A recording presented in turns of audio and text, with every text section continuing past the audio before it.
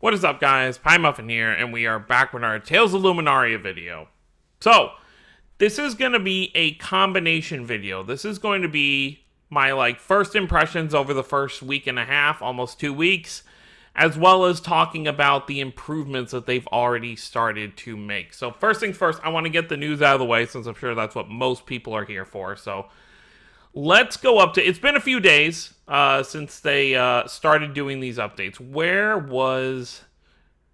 okay, so this is where they talked about what they were going to do. And now let's talk about the actual stuff that got implemented about 3 days ago. First things first, they added... this was already talked about. They were going to add a far position. So now the camera is more... You can have the camera more zoomed out. More above the character instead of having the camera behind the character, so you can kind of see enemies that are going to be underneath you. It's still not perfect, but it's definitely a huge improvement from before. You can also choose where you want to have the attack icon. By default, they have it closer on this side to your other abilities, so you don't have to tap as much, but some people like to play with two hands, so they might want to use their left thumb or finger, however you hold your phone, to click over here while using your right hand to use your art abilities. But I personally have mine on the right-hand side. Okay, so here's the near and far difference. You can see this is near. It's like very down, and then this is... You have much more room. Let's actually click here. You have much more room underneath to kind of see what's kind of going on there. That's definitely how I'm playing, but I'm curious if people are still playing with the near, because it is easier to see the characters that way.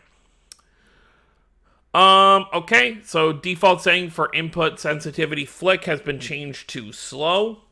Okay, so this is in case you misclick something, so that's kind of nice to have.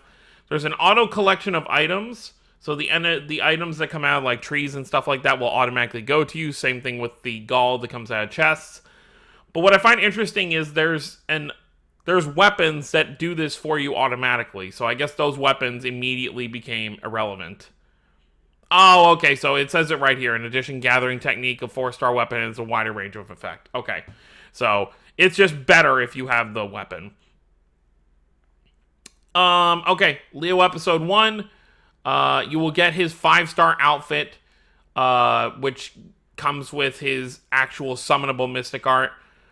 You just need to clear episode 1, chapter 1, and then you go to the summon tab and it'll be right there. So very cool there. Looks like they added more tutorials for additional movement controls, so it teaches you more of how to kind of play the game. Episode unlock timing. So you don't have to completely clear Leo's full episode to get, Celia, August, and Alexandra's. It seems you only have to clear chapter 2 of Leo's chapter to get those unlocked, so people who want to kind of jump around between the characters. Menu UI has been updated. The newest stuff will now appear on the top of your All tab, as well as there is now a Summon tab. So once we start getting a bunch of banners, currently we have 2 right now, it'll be a lot easier to see where all of them are. That's pretty much it for right now. They're going to keep listening to feedback and keep making updates to the game as best as they can. Okay, so now let's talk about the game itself now that we've gotten all the news out of the way.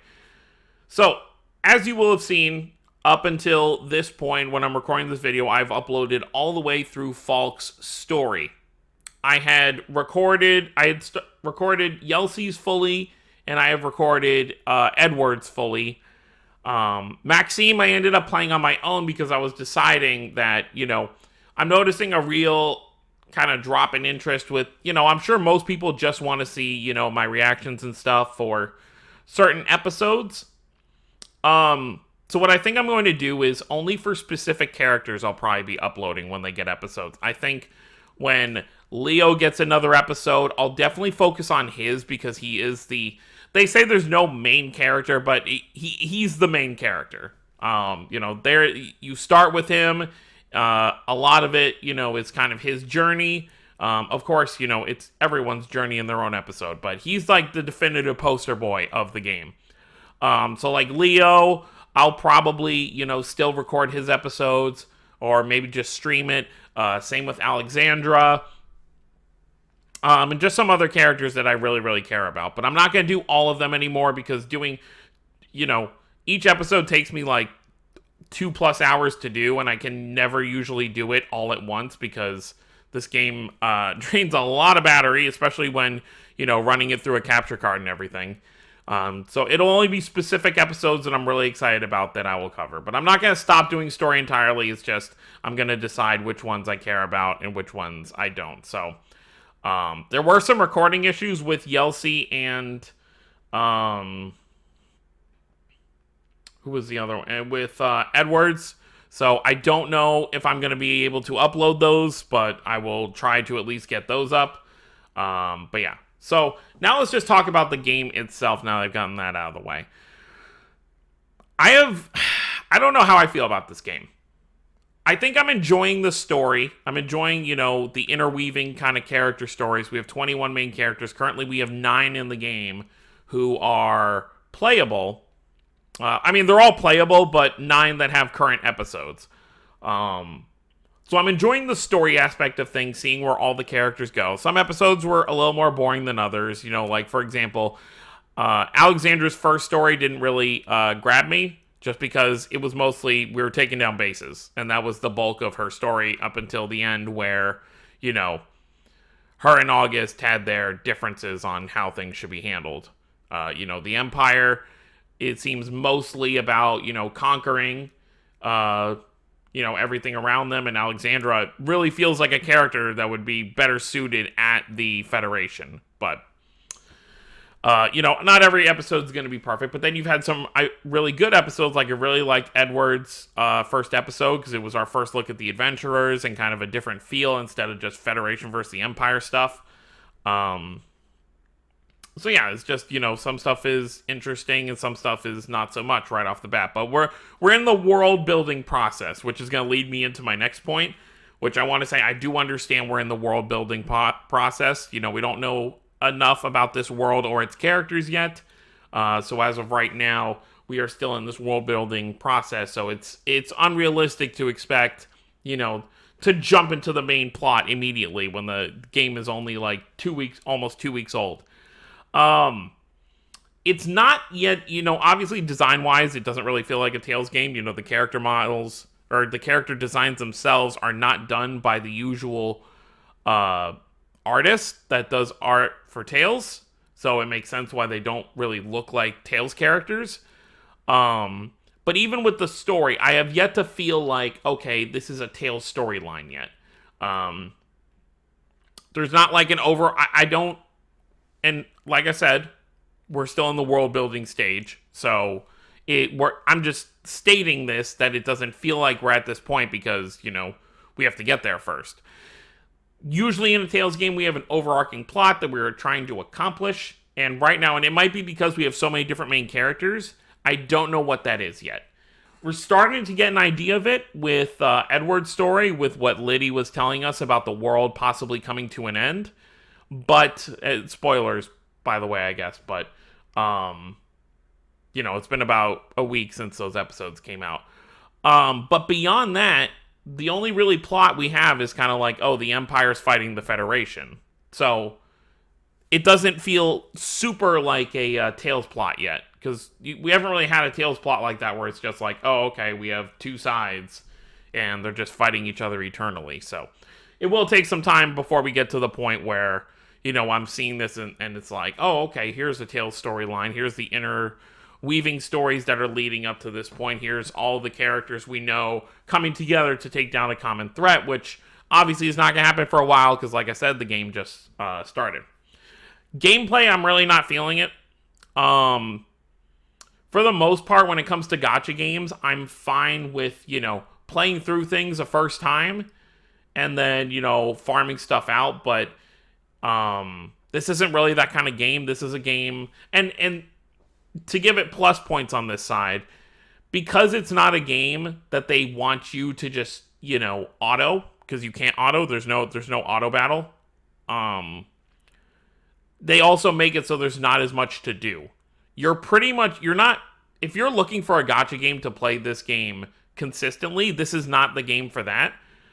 Because all you really have to do after you've completed the story and the secret missions for each episode, you literally just have a raid that you farm fighting the same boss over and over and over. And I think that's how the game is going to stay. I don't think this game is going to have events like we're used to in the other Tales games where it's like, oh, you can farm up these materials in this specific event. They might have it, but I think it's going to stay pretty much consistent with just being these bosses that we can get rewards from, depending on how many points you accumulate during the actual thing.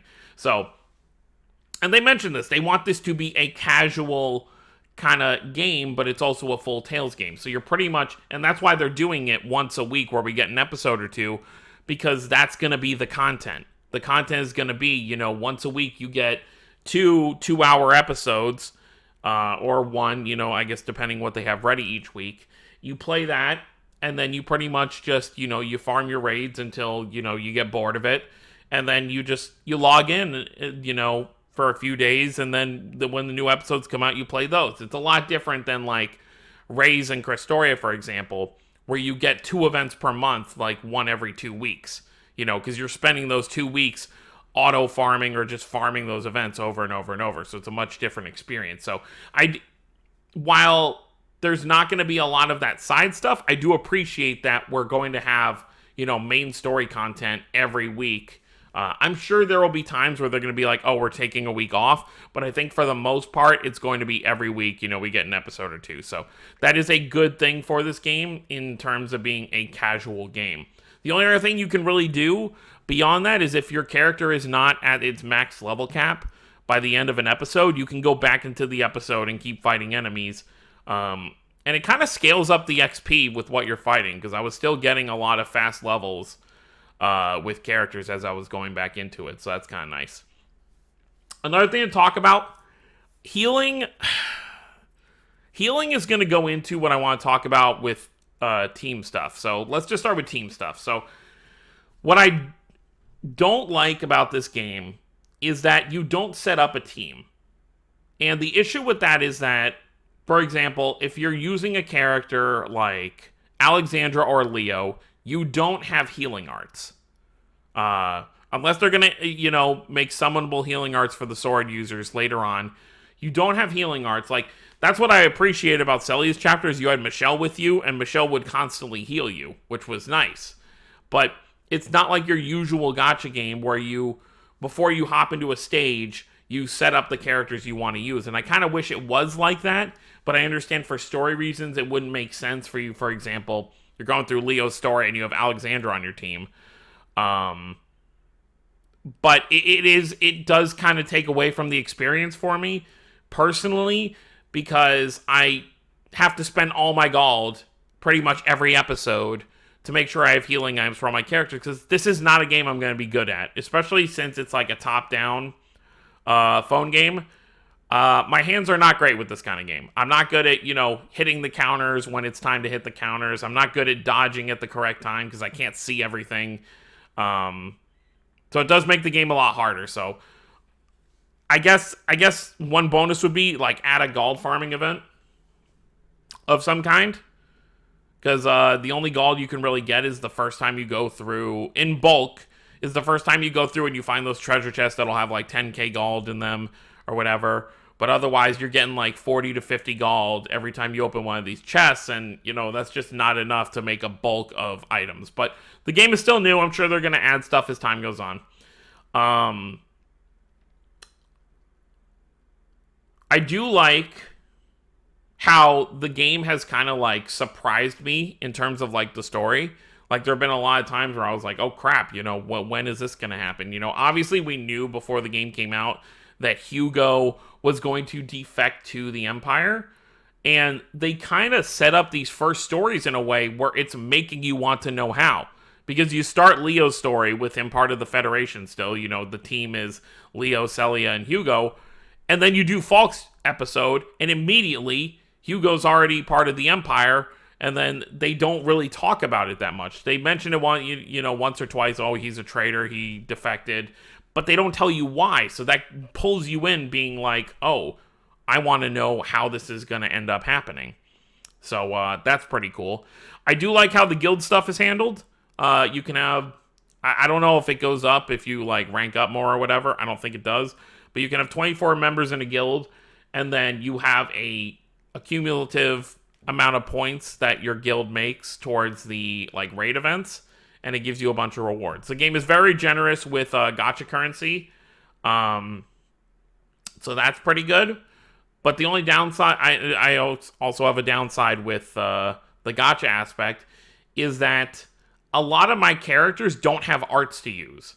Like, at least with Raze, for example, anytime you get a character, they start with a free art, and it's pretty easy to get their other 3-star arts, even if you don't get lucky and get all their 4-star ones, or 5-star and above. But I've had episodes, like Celia and Maxime, for example, I don't have any attack arts besides their mystic art.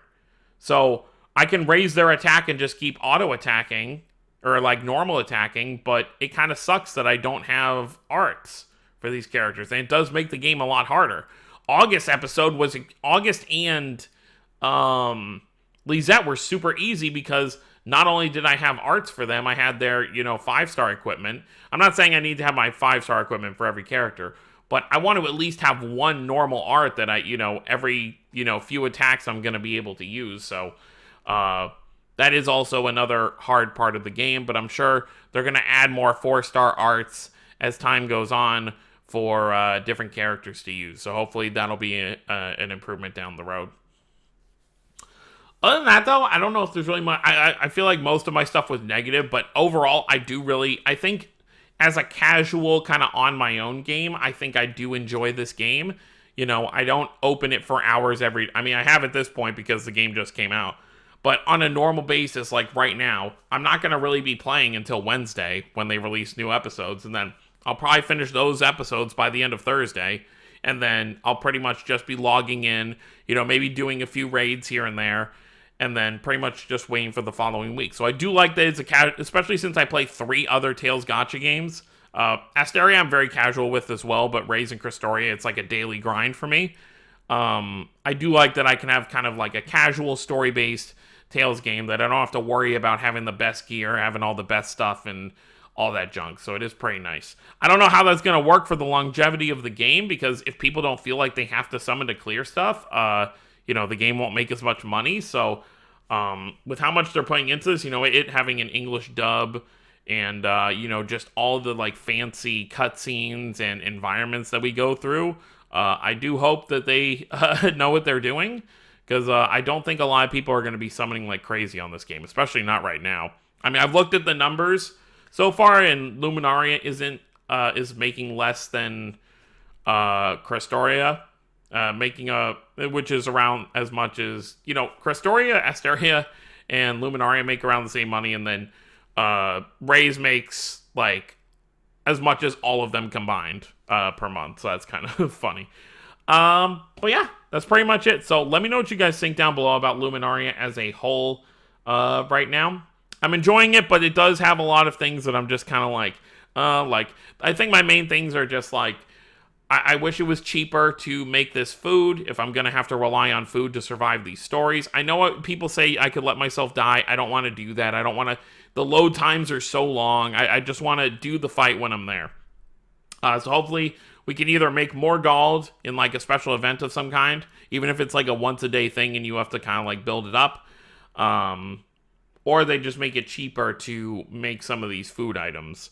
Obviously the whole team thing is kind of hard because, you have to kind of match the story with what characters are there. So that's a bit different. I think a lot of my gripes are just stuff that's different that I'm not used to. I do feel like this game probably would have been better on console, though. I think that's what I'll end off saying is I kind of wish this was a console game. Even if it was going to be like still play the same as this, like put it on Switch or something, I think I would have been fine with that. Even if it was still a gacha game. But that's going to be it, guys. Let me know what you guys think down below. Don't forget to subscribe for more if you're new to the channel. I'll see you next time. Have a wonderful day, everyone.